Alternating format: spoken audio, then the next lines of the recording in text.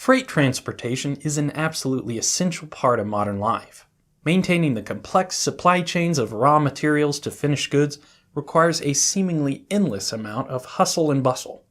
Millions of tons of freight are moved each day, mainly on trucks and trains, but shipping got its name for a reason, and we still use ships to move a lot of our stuff. One of the main reasons is that it's efficient. In fact, moving a ton of goods the same distance on a boat takes roughly half the amount of energy than it would take by train, and roughly a fifth of the energy it would take on a truck. You can prove this to yourself pretty easily. Even heavy stuff is practically effortless to move around once it's floating on water. Of course, shipping by waterway also has its limitations. It's slow, for one, and not every place that needs goods is accessible by boat. We've overcome this obstacle somewhat through the use of constructed waterways, or canals. Canals and shipping are described in the earliest works of written history. But there's another limitation more difficult to surmount. Water is self-leveling. Unlike roads or rail, you can't lay water up on a slope to get up or down a hill. Luckily, we have a solution to this problem. It may seem simple at first glance, but there's a lot of fascinating complexity to getting a boat up or down in a river or canal. Hey, I'm Grady, and this is Practical Engineering. On today's episode, we're talking about locks for navigation.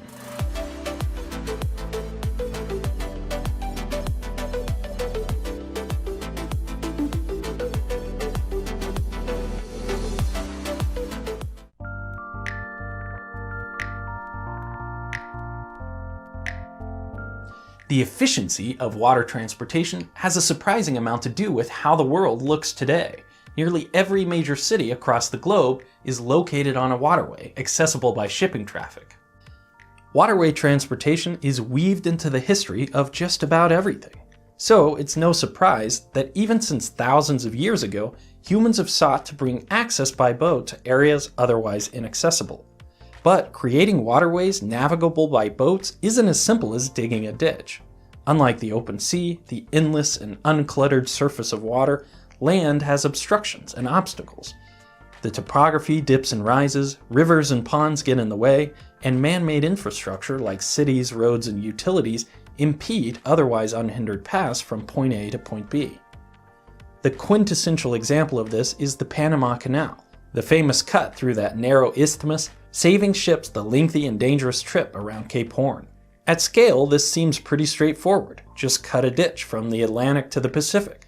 But the details of what is one of the largest civil engineering projects of the modern world are more complex. One of the most important of those details is that the majority of the Panama Canal isn't at sea level, but actually 26 meters or 85 feet higher.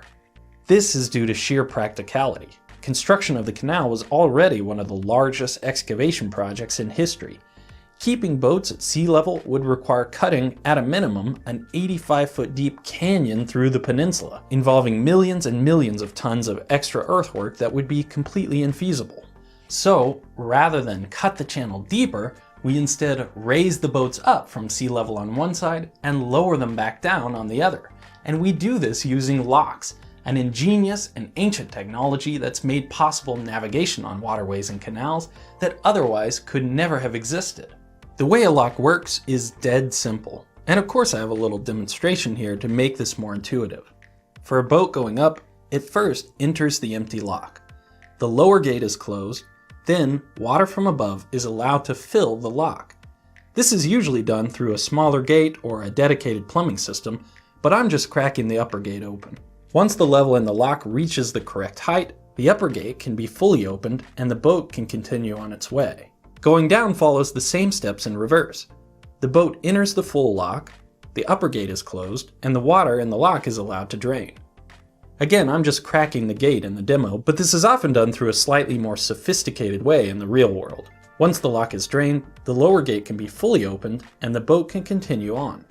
I hope you see the genius of this system. It's a completely reversible lift system that, in its simplest form, requires no external source of power to work, except for the water itself. One thing to notice about a lock is that even though boats can move through in both directions, water only moves through in one. The lock always fills from the upper canal and always drains to the lower canal. This is because gravity, hopefully that's obvious, but it's important to realize that even though we're not using pumps, the energy required to raise and lower boats through a lock isn't necessarily free. Each time the lock is operated, you lose a lock full of water downstream. And sometimes that matters. Canals aren't full of limitless water, and if there's a lot of traffic or the locks are particularly large, this could mean losing millions of liters of water per day. On large rivers, it's usually not enough to worry about, but in some cases this could cause a canal or reservoir to go completely dry. So, canals that use locks need some way to replenish the lost water, or at least limit how much water is lost each cycle. What if there was a way to save the water used to fill the lock and reuse it? On the Panama Canal, the locks use water from Gatun Lake, a critical source of drinking water for the country. During periods of drought, water supply becomes a serious issue. That's why when the canal was expanded in 2016, the new locks included water-saving basins. Like the locks themselves, these basins are an extremely simple and yet ingenious way to limit the amount of water lost each time the locks are filled. Let me show you how this works. On my demo, instead of draining the lock into the downstream canal, I can drain it partially into a nearby reservoir. Then, when the time comes to fill the lock, I can recycle the water from the basin, also called a side pond, to partially raise the level.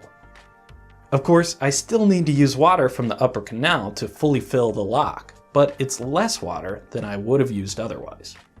In fact, if the water-saving basin is the same area as the lock, you can save exactly 1/3 of the water. The reason again is gravity. Water doesn't flow uphill, it always has to be going down.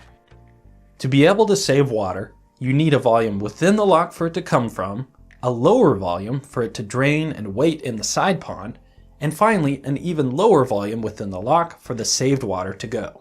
That means the best you can do with a single basin is to save 1/3 of the water that would otherwise be lost. But it's possible to do better than this.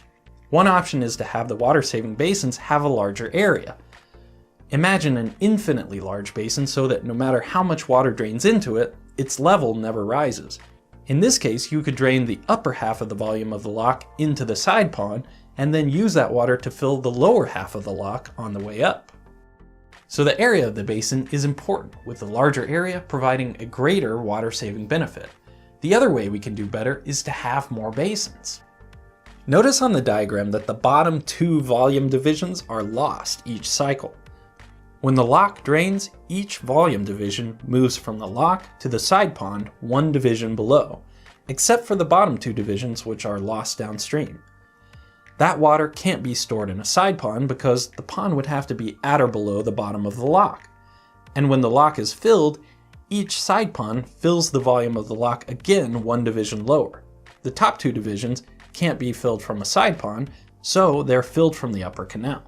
It's pretty easy to see why more basins equals smaller divisions, and why that equals less water lost each cycle. Of course, for both the number of ponds and their area, there are practical limitations like how much land is available and the expense of all that plumbing. So you have to balance the value of saving the water in the locks versus the capital and ongoing expenses of constructing and operating these basins. That's made a lot easier with a pretty simple formula to calculate the ratio of how much water is used with side ponds versus without them. The new locks at the Panama Canal each use 3 basins, which are about the same area as the locks themselves.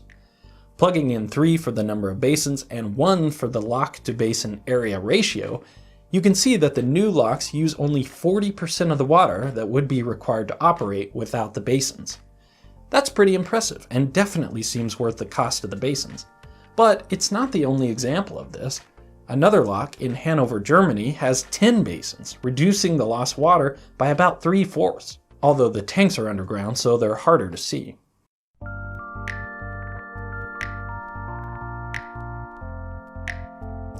I've been talking about freight transportation in this video, but people use boats for all kinds of different reasons, and in the same way, there are all kinds, shapes, sizes, and ages of locks across the world. In fact, there are a lot of canals where you can operate the lock yourself.